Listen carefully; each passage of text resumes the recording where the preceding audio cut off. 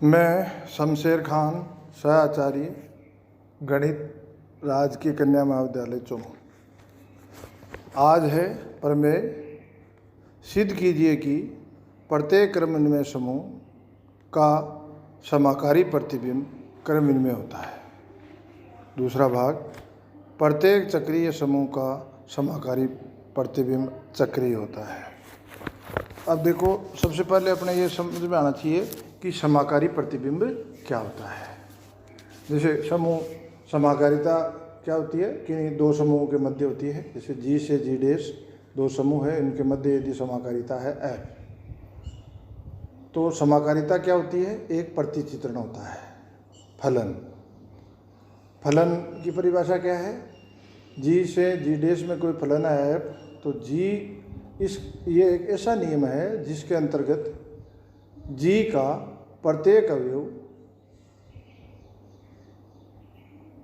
जी dash के किसी अद्वितीय अवयव से संबद्ध हो।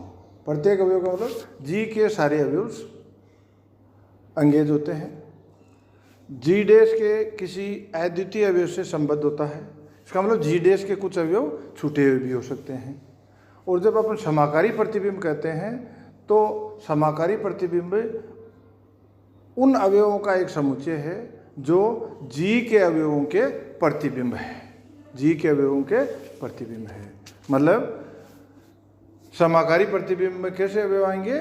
जी के अवयव के साथ फलन एफ लगाएं और उसका जो मान मतलब एफ के तहत वो जिस अवयव से जुड़ते हैं वही उसका मान होता है। तो एफ ए यदि जी डैश के आर अवयव से जुड़ा हुआ है तो आर को अपन लिखेंगे एफ ए।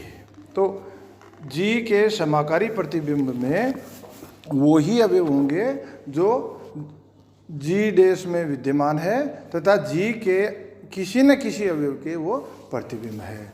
जो प्रतिबिंब नहीं है, जी के किसी अवयव के प्रतिबिंब नहीं है, वो जी के समाकारी प्रतिबिंब जो समुच्चय है उसके अवयव नहीं होंगे। तो अब इसे अपन इसका प्रमाण लिखते हैं। प्रमाण लिखने से पहले चूंकि अपने को न तो कोई प्रमेय में कोई समूह दे रखा है न समाकारिता दे रखी है, तो वो सबसे पहले अपन मान लेते हैं। माना एफ किसी समूह जी ओ से समूह जी डैश ओ डैश पर परिभाषित एक समाकारिता है। एफ क्या माना अपने? माना एफ किसी समूह जी ओ से समूह जी डैश ओ डैश पर परिभाषित एक समाकारिता है।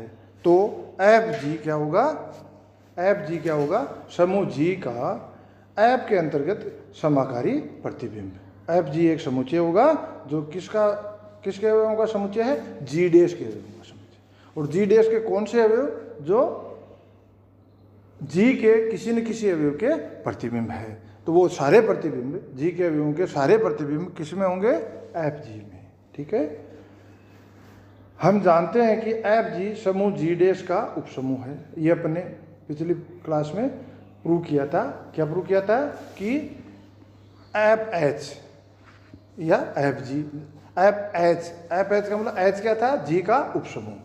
तो जी का उपसमूह जी खुद भी होता है, इसलिए एफ जी भी एक, एफ जी किसका उपसमूह होगा? जी डैश। एफ एच किसका उपसमूह प्रूव किया था? जी डैश का।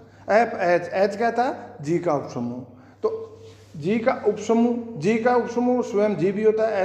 एच क्या होता है? एच की जगह अपन जी भी ले सकते हैं, इसलिए एफ जी जी डैश का एक उपसमूह है। ठीक है। तो इसका थ्योरम का पहला पार्ट अपन सिद्ध करते हैं। ये तो जनरल चीज़ थी, मान लिया, क्योंकि अपने को न तो कोई दो ग्रुप दे रखे थे न समाकारिता दे रखी थी, तो अपने ग्रुप भी मान लिए, समाकारिता भी मान ली। और समाकारिता एफ है तो एफ जी जी का एक समाकारी प्रतिबिंब है। और अपन ने प्रूव कर रखा है कि एफ जी जी डैश का उपसमूह होगा। जो प्रूव कर रखा है तो अपन सीधे लिख सकते हैं, हम जानते हैं या ऐसा होता है। ठीक है। अब पहले भाग को अपन प्रूव करते हैं। हम सिद्ध करेंगे कि समूह जी क्रमविनिमय है। तो अपन ने ग्रुप ले लिया, अब जी को अपन क्रमविनिमय लेंगे। और अगर जी क्रमविनिमय है तो एफ जी भी क्रमविनिमय होगा। क्रमविनिमय का मतलब किसी ग्रुप के कोई दो अवयव है ए और बी, तो उनके मध्य संक्रिया लगाई, मान ले ए ओ बी, तो वो किसके बराबर होना चाहिए? बी ओ ए। ठीक है, तो ये अपने को प्रूव करना है। अब अपने को दे क्या रखा है, जी क्रम में दे रखा है, मतलब जी के दो अवयव है, यदि A B belongs to G G then A B is equal to B A या A O B is equal to B O A, ये दे रखा है। सिद्ध क्या करना है, एफ जी क्रम में है तो एफ जी के कोई दो अवयव लेंगे, मान अपन ने अवयव लिए तो अपन ने लिखा है इसमें, माना A dash B dash belongs to F G, A dash B dash belongs to F G, तो इनके संगत जी में, मतलब ए डैश बी डैश यदि एफ जी के अवयव हैं तो निश्चित रूप से वो जी के किसी न किसी अवयव के प्रतिबिंब है। इसका मतलब जी के किसी न किसी अवयव का प्रतिबिंब है तो ए डैश जी के किसी अवयव का प्रतिबिंब है, तो मान लिया वो ए है, तो इसका मतलब अगर A dash B dash F G के अवयव हैं तो जी में निश्चित रूप से कोई दो अवयव ऐसे विद्यमान होंगे जिनके ये प्रतिबिंब है। तो अपन ने लिखा है माना A dash B dash belongs to F G, तो इसके संगत जी में अवयव ए बी ऐसे विद्यमान होंगे कि A dash is equal to F A, B dash is equal to F b.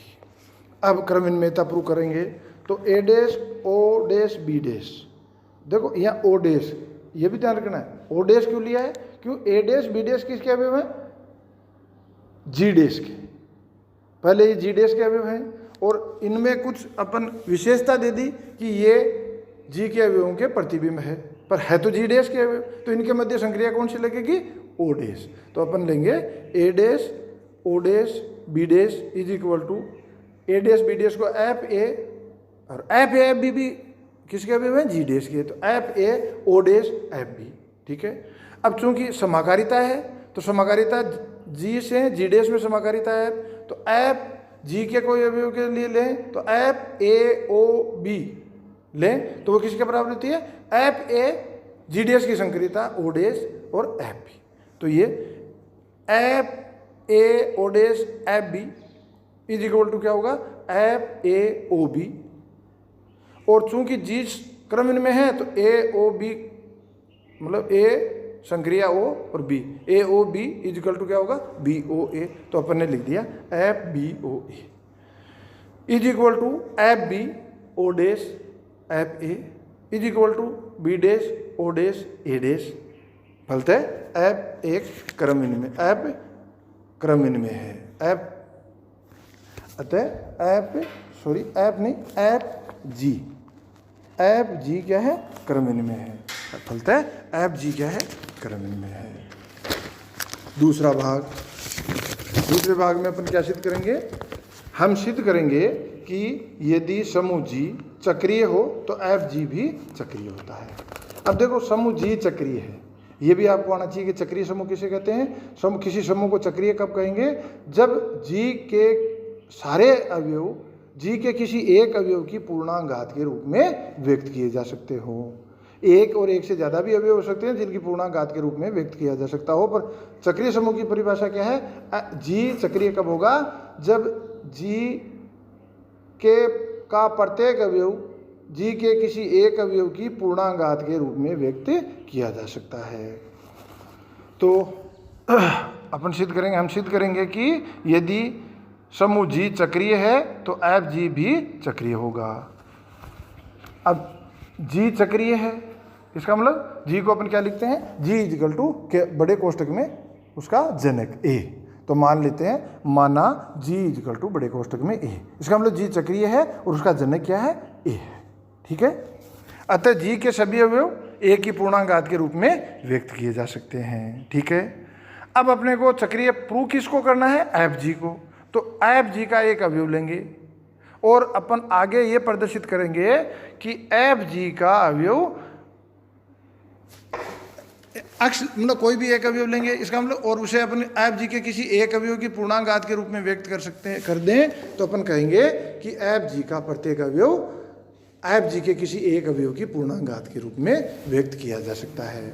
तो माना x belongs to F g, माना x belongs to F g, f g क्या है, जी के सभी अवयवों के जो प्रतिबिंब है उनका समुच्चय, और जी में अवयव कैसे हैं, एक की पूर्णांगात के रूप में, इसलिए x को अपन किस रूप में लिख सकते हैं, x equal to F g f और जी ऐप के साथ जी का कोई अवयव तो अपन लिखेंगे x is equal to F A की पावर एन। ए की पावर एन क्यों लिया? क्योंकि जी चक्रीय है और जी का प्रत्येक अवयव ए की पूर्णांक के रूप में व्यक्त किया जा सकता है, इसलिए x अपन यदि ऐप जी का अवयव लें तो x किसके बराबर होगा? x is equal to F A की पावर एन, और n पूर्णांक है, ए की पावर एन क्या है? जी का अवयव है। अब x is equal to F A की power N is equal to F A की पावर एन को पूर्णांक घात है तो इसे अपन अवयवों की बीच में संक्रिया लगा के भी लिख सकते हैं, तो इसे अपन लिख सकते हैं F A O dash dash dash O N, मतलब एन बार लिख सकते हैं। और अब चूंकि ऐप संक्रिया है तो इसको अपन खोल तोड़ के भी लिख सकते हैं। ऐप ए संक्रिया बदल जाएगी, क्या आ जाएगी? O dash, F A O dash, F A O dash, F A O dash, कितनी बार? एन बार। इसका मतलब ऐप ए की घात एन। ठीक है, इसका मतलब क्या हो गया? x को अपन ऐप ए की पूर्णांक घात के रूप में व्यक्त कर सकते हैं। तो इससे सिद्ध होता है कि प्रत्येक x बिलोंग्स टू ऐप जी अवयव ऐप ए की पूर्णांक घात के रूप में व्यक्त किया जा सकता है। फलतः ऐप जी एक चक्रीय समूह है तथा ऐप जी इजकल टू बड़े कोष्ठक में ऐप ए। अगला प्रमेय, माना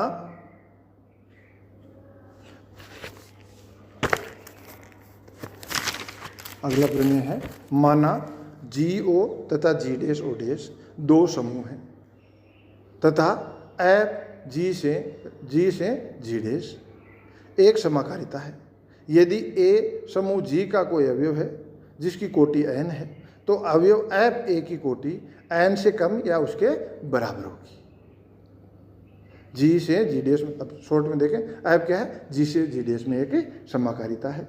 और ए समूह जी का अवयव है, ए समूह जी का अवयव है तो और उसकी कोटि n है तो ऐप ए की कोटि या तो n होगी या n से कम होगी। ठीक है, और इसी में एक पार्ट और, इसी का एक चीज़ और प्रूव करवाई है। आगे लिखा है यदि ऐप ए के की है तो ऐप ए की कोटि n होगी। ऐप ए की कोटि क्या होगी? n होगी।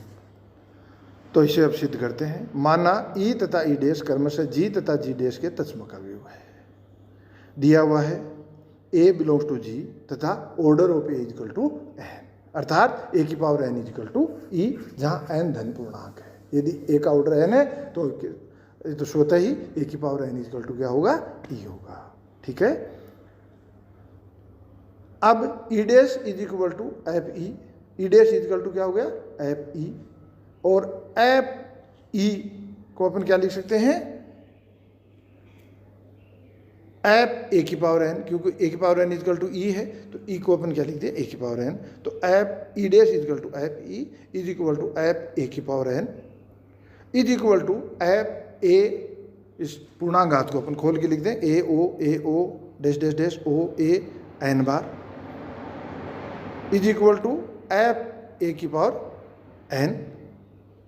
आपने पीछे भी किया वैसे ही यहाँ है, ऐप ए की पावर एन। इसका मतलब क्या हो गया? ऐप ए की power N is equal to E dash, F A की power N is equal to E dash. तो इसका मतलब क्या हो गया?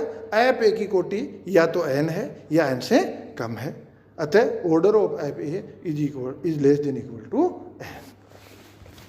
इसका अगला भाग प्रूव करें। माना ऐप ए के की है, ये कह रहा है यदि ऐप ए के की हो तो ऐप ए की कोटि भी एन होगी। ऐप ए के की है, ऐप ए के की है, यह आपको क्लियर होना चाहिए। ऐप ए के की का मतलब क्या है? ऐप का मान किन्हीं दो अवयवों के लिए बराबर है। जैसे f A is equal to यदि ऐप बी है और ऐप ए के की है तो a is equal to b होगा। समझे? मतलब ए के की का मतलब समझ लो कि ऐप यदि ए के की है तो ऐप का किन्हीं दो अवयवों के लिए मान बराबर हो तो वो अवयव भी बराबर होंगे। तो f A is equal to f b है तो a is equal to b होगा। ये आपके ध्यान में रहना चाहिए। तो ठीक है, आगे बढ़ते हैं। तो लिखा है अपन ने पुनः माना ऐप ए के की है तथा order of app A is equal to K. Order of F A is equal to K और लेस देन एन। अपने ये मान लिया कि एफ ए के की है तथा order of F A is equal to k है, वो एन से छोटा है। और एफ ए का ऑर्डर के है, इसका मतलब एफ ए की होल घात के इज इक्वल टू क्या होगा, ई डैश। ठीक है, या F A O dash dash dash dash O dash f a से के बार लिखें तो वो किसके बराबर हो गया, ई डैश। ऊपर वाले टर्म को ही अपने खोल के लिखा है। और ये एफ समाकारिता है तो अपन लिख सकते हैं F A O dash dash O A कितने बार, के बार is equal to E dash. या एफ ए की पावर होल पावर नहीं, एफ ए की पावर के is equal to E dash, या एफ ए की पावर के is equal to F E. जो अपने प्रूव कर रखा है F is equal to E dash होता है, तो E dash is equal to अपन ने लिख दिया एफ ई। अब एफ ए की पावर के और एफ ई ये दोनों बराबर हैं, मतलब दो अवयव हैं, ए की पावर के और ई, इन दोनों की फलन का मान बराबर है तो वो अवयव भी बराबर होंगे। तो एफ ए की पावर के is equal to F e है, तो और एफ ए के की है, मैंने साइड में लिखा है एफ ए के की है, इसका मतलब ए की पावर के इज इक्वल टू ई। या ऑर्डर ऑफ ए, अब ए की पावर के इज इक्वल टू ई, या order of A is less than equal to K, order of A is less than equal to K, और के क्या है, एन से छोटा है, जबकि एन क्या है, ए का एन क्या है, ए की कोटि है, तो कोटि का मतलब वह छोटे से छोटा धनात्मक पूर्णांक जिसकी पावर लगाने पे उसका मान तत्समक आता हो। तो एन से छोटा धनात्मक पूर्णांक तो हो ही नहीं सकता है, जिस एन से छोटा धनात्मक पूर्णांक तो संभव ही नहीं है जिसकी उस अवयव पे घात लगाए और उसका मान ई हो जाए। तो order of a less than equal to k less than n, जो कि एक विरोधाभास है, क्योंकि order of a equal to n, अतः यह संभव नहीं है कि order of a less than n. इसका मतलब order of A is equal to n. तो ये आपकी थ्योरम प्रूव हो गई। धन्यवाद।